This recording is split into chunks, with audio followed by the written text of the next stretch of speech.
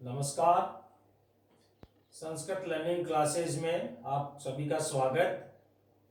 संस्कृत व्याकरण में आज हम कर्तृपद एवं क्रियापद के बारे में विस्तृत चर्चा करेंगे।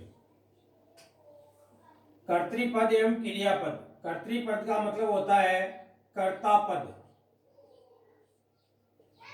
एवं क्रियापद का मतलब होता है क्रियापद, यानी क्रिया।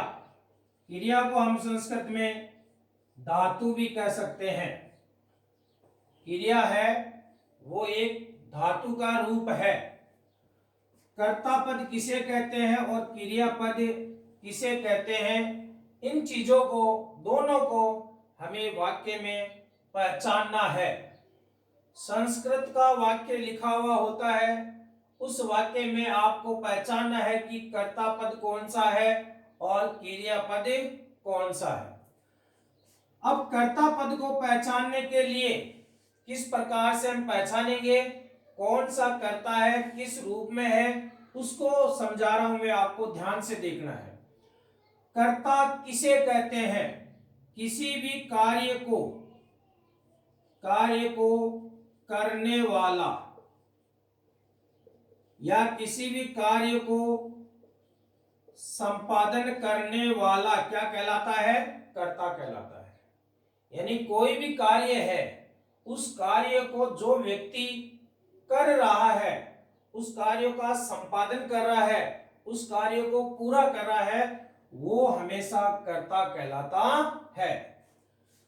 कर्ता हमें एक वचन के रूप में भी मिल सकता है, कर्ता हमें द्विवचन के रूप में भी मिल सकता है, कर्ता हमें बहुवचन के रूप में भी मिल सकता है।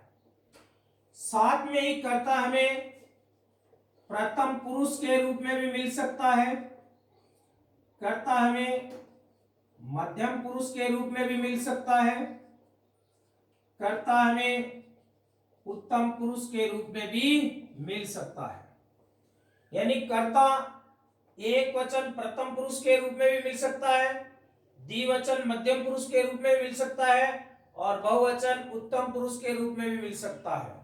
कर्ता हमें एक वचन मध्यम पुरुष के रूप में भी मिल सकता है, एक वचन उत्तम पुरुष के रूप में भी मिल सकता है। कर्ता हमें द्विवचन मध्यम पुरुष के रूप में भी और उत्तम पुरुष के रूप में भी मिल सकता है। कर्ता हमें बहुवचन प्रथम पुरुष, बहुवचन मध्यम पुरुष, बहुवचन उत्तम पुरुष के रूप में भी हमें मिल सकता है। यानी कहने का मतलब 9 रूपों में हमें कर्ता आराम से मिल जाता है। और कर्ता की सबसे बड़ी पहचान यही है कि कार्य को करने वाला, यानी कौन शब्द को काम में ले सकते हैं हम, यानी कार्य को कौन कर रहा है, कार्य को कौन पूरा कर रहा है, जहां पे हम कौन शब्द काम में लेकर के हम कर्ता की पहचान कर सकते हैं, ये है हमारा कर्ता पद। जैसे सोहन, मोहन, सह, ये सब एक तरह के कर्ता के रूप है। उसके बाद में आती है वाक्य में हमें क्रिया यानी धातु पद को पहचानना। क्रिया क्या है? कर्ता के द्वारा कार्य किए जाने वाला, यानी कर्ता क्या कार्य कर रहा है उसको हम क्या कहते हैं? क्रिया। यानी क्या शब्द को हम यूज कर सकते हैं, क्या शब्द के प्रयोग से हम क्रिया निकाल सकते हैं। हम इस कर्ता से, वाक्य में कर्ता को पहचानने के बाद में कर्ता से पूछेंगे कि कर्ता तुम क्या कर रहे हो। तो जो कार्य है, कर्ता जिस कार्य को पूरा कर रहा है, जो कार्य को पूरा कर रहा है, वो हमेशा क्या कहलाती है? क्रिया कहलाती है। यानी क्या से हम निकाल सकते हैं। दूसरी बात, संस्कृत में मुख्यतः 5 लकार जो होते हैं, लकारों के रूप होते हैं। जो धातु होती है, उन धातुओं को हम 5 लकारों में विभाजन करते हैं। जो धातु है वो क्रिया है, जो धातु है वो क्रिया है। तो कहने का मतलब यह है कि कर्ता जिस कार्य का संपादन कर रहा है, यानी कार्य क्या कर रहा है, वो हमेशा क्रिया कहलाती है, यानी धातु। और इस क्रिया को पूरी कौन कर रहा है, वो क्या कहलाता है? कर्ता कहलाता है। अब क्रिया भी हमें एक वचन में मिल सकती है, द्विवचन में मिल सकती है और बहुवचन में मिल सकती है। उसी प्रकार ये प्रथम पुरुष में भी मिल सकती है, मध्यम पुरुष में भी मिल सकती है और उत्तम पुरुष में भी मिल सकती है। यानी 9 रूपों में भी हमें क्रिया मिल सकती है।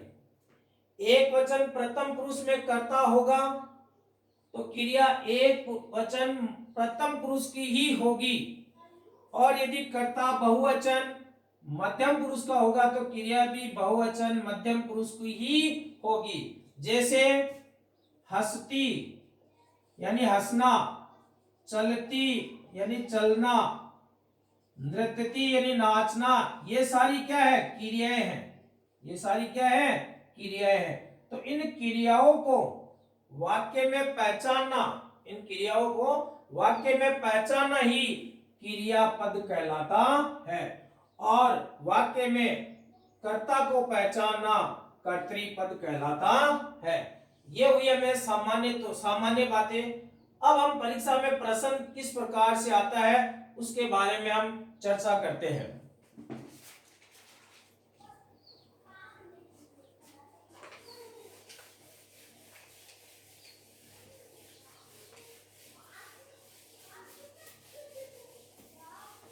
जैसे एक मैं वाक्य लिख रहा हूं, यहां पर आप ध्यान से देखना। मोहन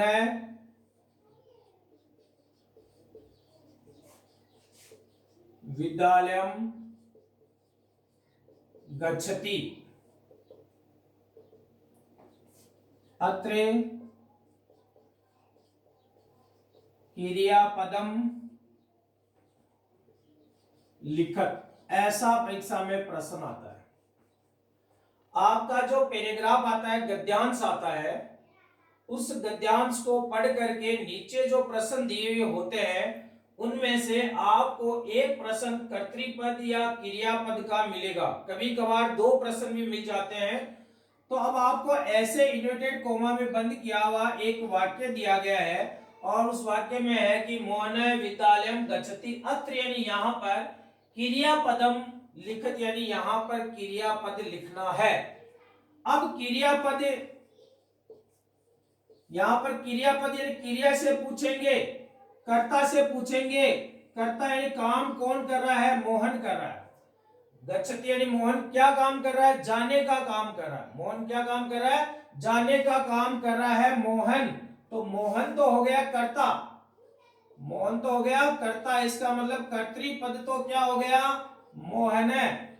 और मोहन से पूछेंगे मोहन तुम क्या कर रहे हो, वो क्या हो गई? क्रियापद। तो यहाँ पे गच्छति क्या हो गई? क्रियापद होगी। ऐसे परीक्षा में आते हैं। इसी प्रकार एक उदाहरण आप और देखिए, आपको समझ में आ जाएगा। जैसे भारत देश है, हमारे भारत देश के संदर्भ में विश्व से, भारत देश है विश्व से सर्वोत्कृष्ट राष्ट्र वर्तते। ऐसा अगर आपको वाक्य लिखा हुआ आ गया, भारत देश है विश्व से सर्वोत्कृष्ट राष्ट्र वर्तते, फिर आगे लिखा हुआ होगा अत्र, यहां पर क्रियापदम कर्तृपदम च लिखत। यानी इस वाक्य में आपको क्रियापद और कर्तापद दोनों लिखना है। क्रियापद भी लिखना है और कर्तापद भी लिखना है। तो यहाँ पर कर्तृपद यानी कर्तापद यानी कार्य को करने वाला है कौन? ये भारत देश है। विश्व में सर्वश्रेष्ठ कौन है? विश्व में सर्वश्रेष्ठ कौन है? मैंने कहा कर्ता को जानने के लिए कौन शब्द और क्रिया को जानने के लिए क्या शब्द काम में लिया जा सकता है? तो यहां पर विश्व में सर्वोत्कृष्ट राष्ट्र कौन सा है? भारत। तो यहां पर आ जाएगा भारत देश है। यहां पर क्या आ जाएगा? भारत देश है। और यहां पर अब पूछा जाएगा कि क्रियापद क्या है, तो भारत देश से पूछेंगे कि भारत देश क्या है, तो यहाँ पर ये है धातु, ये है धातु जो क्या है क्रियापद, तो यहाँ पर क्रियापद क्या हो गया वर्तते। इस प्रकार आपसे परीक्षा में प्रश्न पूछा जाता है। तो कर्तृपद और क्रियापद, संक्षेप में आपको दोबारा रिपीटेशन कर रहा हूं मैं कि कर्ता को पहचानना और क्रिया को पहचानना। वाक्य में कार्य करना वाला, वाक्य में कार्य को करने वाला कर्ता कहलाता है, और कर्ता क्या काम करता है वो हमेशा क्या कहलाती है क्रिया कहलाती है।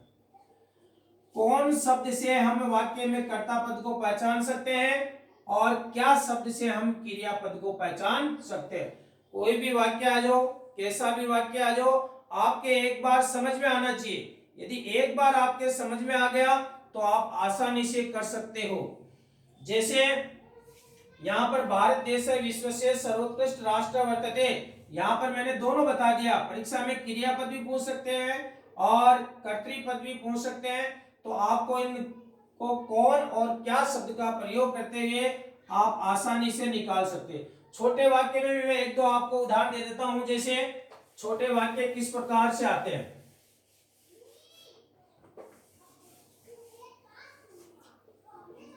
सुरेश